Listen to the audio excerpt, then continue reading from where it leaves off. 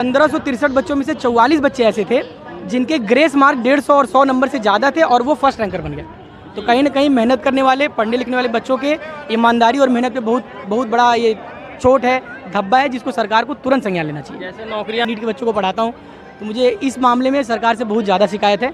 सरकार को तत्काल प्रभाव से एनटीए के अधिकारियों को बर्खास्त करना चाहिए। बहुत बड़े पैमाने पे बेईमानी हुई है और अब से बिहार जो है ये बहुत बनेगा, कैसे बनेगा? असीमित क्षमताओं का ये प्रदेश आप समझिए।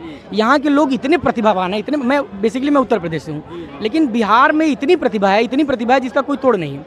बिहार से बुद्ध जैसे महात्मा बुद्ध निकले और बहुत बड़े बड़े लोग ऋषि मुनि आके यहाँ तब किए।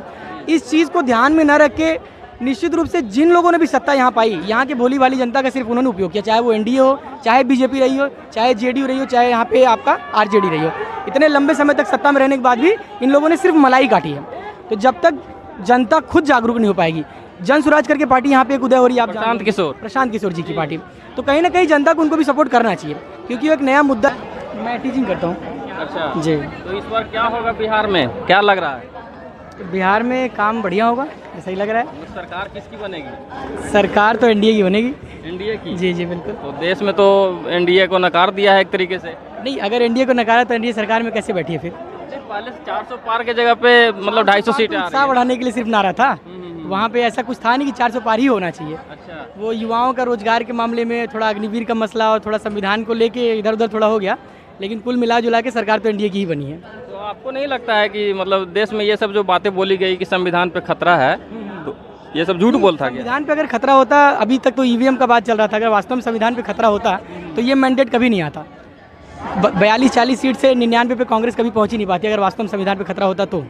टीएमसी पहुंची है, इसीलिए तो पहुंची है, लोग बोल रहे हैं। नहीं, तो संविधान पे खतरा होता तो पहुंचती कैसे? क्योंकि गवर्नमेंट तो तब भी उसी की थी ना। गवर्नमेंट तो प्योर बीजेपी की ही थी जब चुनाव हो रहे थे। उनकी गवर्नमेंट नहीं होती और फिर वो उस पर पहुंचती तो समझ में भी आता बात। क्या मैं एमएससी किया हूँ, IIT पास आउट नहीं हूँ, पर फिजिक्स केमिस्ट्री पढ़ाते हैं? फिजिक्स, सिर्फ फिजिक्स जी। तो बिहार के युवाओं को क्या मैसेज देना चाहिएगा? मेहनत करते रहिए। किसी भी सरकार के हाथ में रोजगार नहीं है, रोजगार आपके हाथ में है।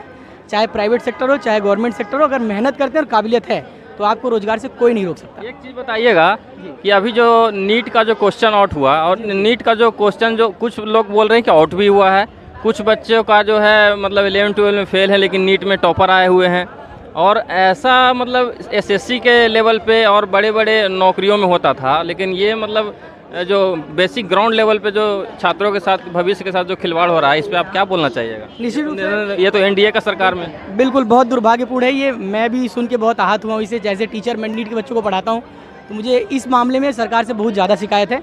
सरकार को तत्काल प्रभाव से एनटीए के अधिकारियों को बर्खास्त करना चाहिए। बहुत बड़े पैमाने पे बेईमानी हुई है और अब सुप्रीम कोर्ट का वो हथौड़ा चला है, तब जाके कुछ चीज़ें सुधर रही हैं।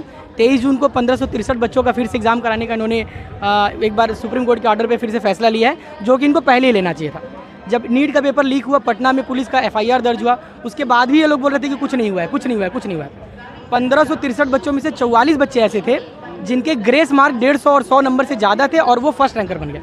तो कहीं ना कहीं मेहनत करने वाले, पढ़ने लिखने वाले बच्चों के ईमानदारी और मेहनत पे बहुत बड़ा ये चोट है, धब्बा है, जिसको सरकार को तुरंत संज्ञान लेना चाहिए। जैसे नौकरियां रूप से पढ़ाई के क्षेत्र में सरकार बहुत बड़े पैमाने पे विफल है, इसमें कोई दो राय नहीं। इसको कहने में मुझे कोई संकोच नहीं है। सरकार विफल है पढ़ाई के मामले में। रोजगार के मामले में भी जो मुद्रा लोन हो गया और जो राज्यों का लोन दिया जा रहा है, लोन का भी कहने के लिए सिस्टम बहुत अच्छा है, लेकिन सिस्टम वास्तव में अच्छा है नहीं। तो सरकार को उस पर विशेष रूप से ध्यान देना चाहिए। जितनी भी एनटीए की एजेंसी हो गई जैसे, और बड़ी बड़ी जो एजेंसियां हैं जो कि एग्ज़ाम कराती हैं, इनमें जो डेमोक्रेट्स बैठे हुए, जो अधिकारी बैठे हुए हैं, निश्चित रूप से उनका मिली भगत से खेल हो रहा है पूरा। तो कहीं ना कहीं वो, उनको भी ये खतरा लगता है कि आने वाले टाइम में गवर्नमेंट जॉब्स खत्म हो जाएंगी तो हमारे जो सगे संबंधी हैं, जो लोग हैं, उनको किसी न किसी तरीके से घुसा लिया जाए।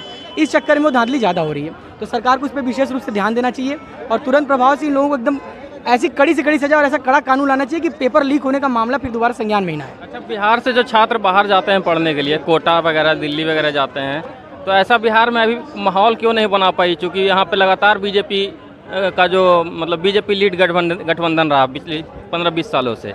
बीच में तेजस्वी यादव लोग आए हैं, 17 महीने का 5 लाख नौकरी वगैरह वो बोले हैं। तो आपको क्या मतलब बिहार को कोटा बनाएंगे आप लोग? निश्चित रूप से बिहार जो है ये बहुत बनेगा, कैसे बनेगा? असीमित क्षमताओं का ये प्रदेश आप समझिए। यहाँ के लोग इतने प्रतिभावान हैं, इतने, मैं उत्तर प्रदेश से हूँ, लेकिन बिहार में इतनी प्रतिभा है जिसका कोई तोड़ नहीं है। बिहार से बुद्ध जैसे महात्मा बुद्ध निकले और बहुत बड़े बड़े लोग ऋषि मुनि आके यहाँ तप किए। इस चीज़ को ध्यान में न रख के निश्चित रूप से जिन लोगों ने भी सत्ता यहाँ पाई, यहाँ के भोली भाली जनता का सिर्फ उन्होंने उपयोग किया, चाहे वो एनडीए हो, चाहे बीजेपी रही हो, चाहे जेडीयू रही हो, चाहे यहाँ पे आपका आरजेडी रही हो। इतने लंबे समय तक सत्ता में रहने के बाद भी इन लोगों ने सिर्फ मलाई काटी है। तो जब तक जनता खुद जागरूक नहीं हो पाएगी, जन स्वराज करके पार्टी यहाँ पे एक उदय हो रही है, आप प्रशांत किशोर जी की पार्टी, तो कहीं ना कहीं जनता को उनको भी सपोर्ट करना चाहिए, क्योंकि वो एक नया मुद्दा लेके आए हैं। जनता को चाहिए कि उनके साथ, मैं नहीं कहता कि उनको वोट दो, लेकिन उनके साथ जुड़िए, आप उनके साथ जुड़ के, और जनता जो भी आपका सरकार है उसके खिलाफ खूब जम के आवाज़ उठाइए। आपने प्रशांत किशोर का नाम लिया, आप पप्पू यादव के बारे में भी कुछ कहना चाहेंगे? नहीं, पप्पू यादव के बारे में विशेष बहुत मुझे जानकारी नहीं है, लेकिन समाचारों एजेंसियों के माध्यम से जो पता चलता है वो उस स्तर के व्यक्ति नहीं है, मुझे ऐसा लगता है। ठीक है, क्योंकि कांग्रेस में समर्थन मांगने गए थे, कांग्रेस ने उनको अपनी पार्टी में लिया नहीं, निर्दलीय लड़े, और जिस दिन लड़ रहे थे उस दिन भी वो रो रहे थे ऐसे कि हमारे साथ बेईमानी हो रही है ये, और जैसे ही चुनाव जीते अभी उनके खिलाफ 1 करोड़ की वो फिरौती मांगने का और तुरंत केस हो गया।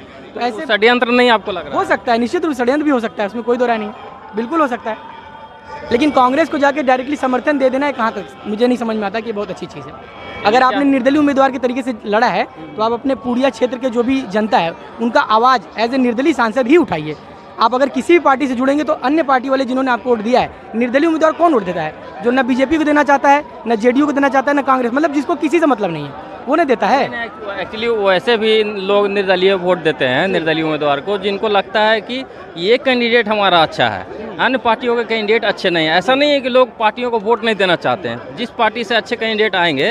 अब दोनों पार्टी का जो कैंडिडेट था, बीमा भारती जो थी वो पहले जदयू में थी, आरजेडी में आ गई, और एक और जो कुशवाहा जी थे वो 10 साल से वहाँ सांसद थे, लेकिन पप्पू यादव को लोगों को लग रहा था कि ये हमारे बीच आ रहे हैं। तो चलिए, आप क्या नाम बताए सर आप अपना? अभिषेक जी। ठीक है, थैंक यू। चलिए और लोगों से प्रयास करते हैं जानने का। चलो भाई, क्या बोलते हैं, चश्मा लगा के यहाँ खड़े हैं, किसकी सरकार बनेगी बिहार में? बिहार में झारखंड से भगवा गमछा लगाए हुए हैं जी, मोदी जी के फैन है क्या? एकदम। तो बिहार में कौन बनेगा मुख्यमंत्री? बिहार से तो हम फिलहाल तो अभी तो नहीं है, झारखंड से है तो उससे बात नहीं कर सकते। झारखंड के हैं तो यहाँ घूमने आए हैं? बस घूमने आए तो छुट्टी आए।